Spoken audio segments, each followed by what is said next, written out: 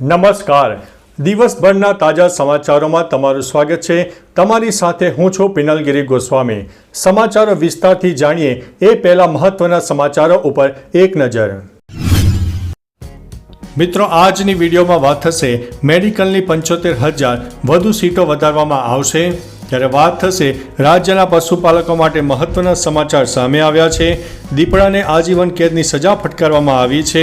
લીલી પરિક્રમાના route પર ગુટખા, માવા અને સિગારેટનું ખુલ્લેઆમ વેચાણ.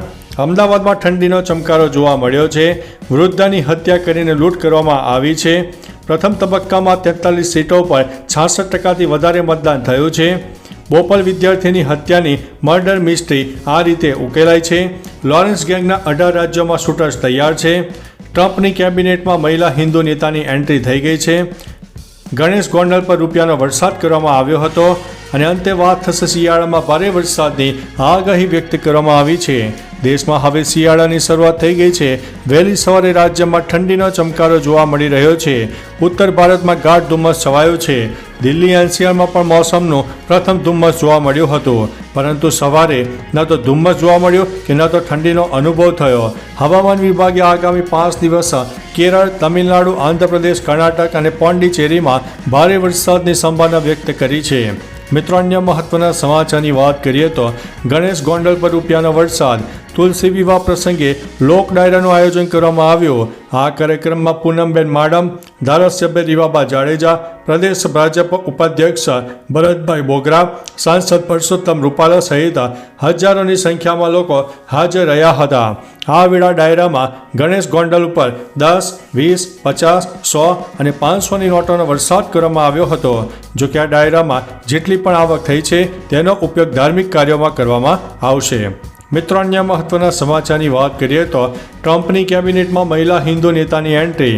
અમેરિકામાં ચૂંટણી જીત્યા બાદથી નવા ચૂંટાયેલા રાષ્ટ્રપતિ ડોનાલ્ડ ટ્રમ્પ એક પછી એક મોટી નિમણૂક કરી રહ્યા છે. હવે ડોનાલ્ડ ટ્રમ્પની કેબિનેટમાં એક હિન્દુ નેતાની એન્ટ્રી થઈ છે. ટ્રમ્પે તુલસી ગબાર્ડને અમેરિકાના નેશનલ ઇન્ટેલિજન્સ ડાયરેક્ટર તરીકે નિયુક્ત કર્યા છે. તુલસી ગબાર્ડને અમેરિકાની પ્રથમ હિન્દુ કોંગ્રેસ વુમન તરીકે પણ ઓળખવામાં આવે છે. તુલસી એક અનુભવી સૈનિક છે. મિત્રો, અન્ય મહત્વના સમાચારની વાત કરીએ તો લોરેન્સ ગેંગના 18 રાજ્યોમાં શૂટર્સ તૈયાર. લોરેન્સ ગેંગ નવા છોકરાઓને તૈયાર કરે છે જેમનો અગાઉ કોઈ ગુનાહિત રેકોર્ડ નથી. લોરેન્સે રાજસ્થાન, હરિયાણા, પંજાબ, મહારાષ્ટ્ર, ગુજરાત, મધ્યપ્રદેશ, બિહાર, બંગાળ અને ઉત્તર પ્રદેશ જેવા મળીને કુલ 18 રાજ્યોમાંથી ગેંગનું આયોજન કર્યું છે. જેમાં હાસિમ બાબા, કાલા જાડોથી, ટિલ્લુ તાજપુરિયા અને ક્રાંતિ ગેંગનો સમાવેશ થાય છે. દરેકના વિસ્તારો વિભાજિત છે.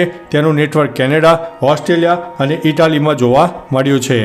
મિત્રો, અન્ય મહત્વના સમાચારની વાત કરીએ તો બોપલ વિદ્યાર્થીની હત્યાની મર્ડર મિસ્ટ્રી આ રીતે ઉકેલાય.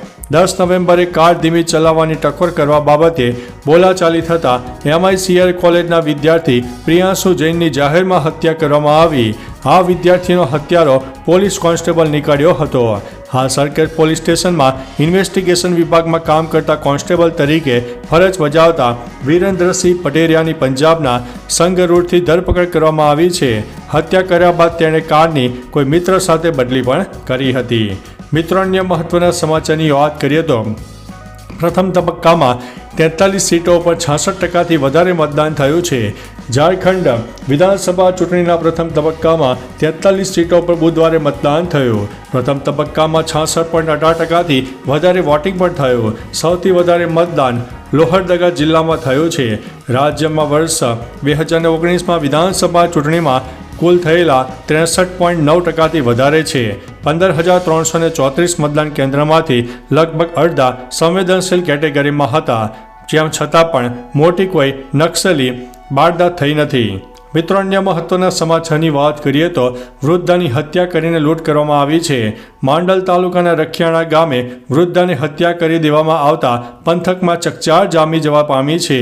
બનાવની વિગતો એવી છે કે મોટાવાસ વિસ્તારમાં આવેલા રહેણાંક મકાનમાં રહેતા નર્મદાબેન ઉર્ફે નમુબેન ચંદુભાઈ પટેલ, ઉંમર વર્ષ 75, જેઓના કેટલાક લૂંટારોએ નિશાન બનાવ્યા હતા.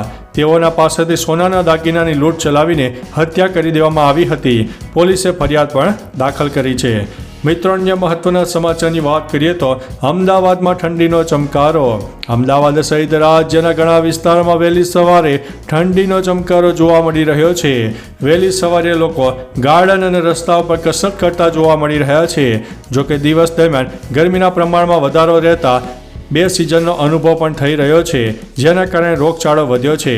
હવામાન વિભાગ દ્વારા આગામી સમયમાં કાતિલ ઠંડીની આગાહી પણ કરવામાં આવી છે.